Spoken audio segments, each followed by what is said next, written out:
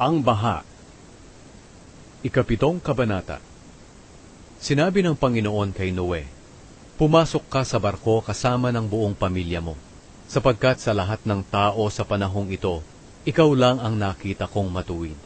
Magdala ka ng 7 pares sa bawat uri ng malinis na hayop, pero 1 pares lang sa bawat uri ng maruming hayop. At magdala ka rin ng 7 pares sa bawat uri ng ibon. Gawin mo ito para mabuhay sila sa mundo. Sapagkat pagkatapos ng 7 araw mula ngayon, magpapaulan ako sa buong mundo, sa loob ng 40 araw at 40 gabi, para mamatay ang lahat ng nilikha ko." Sinunod ni Noe ang lahat ng iniutos ng Panginoon sa kanya. Nasa 600 taong gulang na si Noe nang dumating ang baha sa mundo.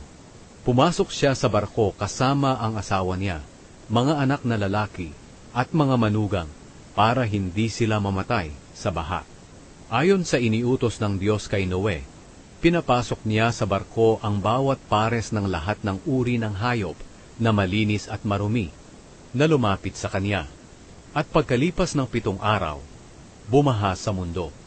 Nang 17 araw ng 2 buwan, umulan ng napakalakas, at umapaw ang lahat ng bukan.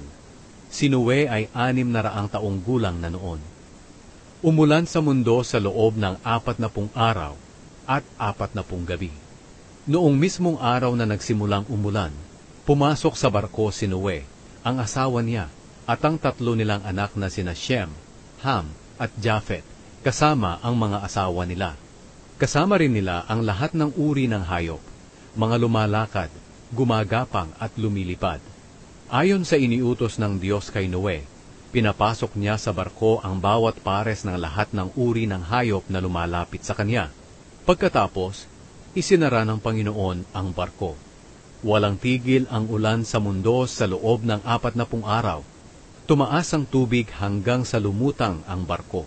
Tumaas pa ng lubusan ng tubig hanggang matakpan ang lahat ng matataas na bundok, at hanggang umabot sa mga 7 metro ang taas ng tubig mula sa tuktok ng pinakamataas na bundok.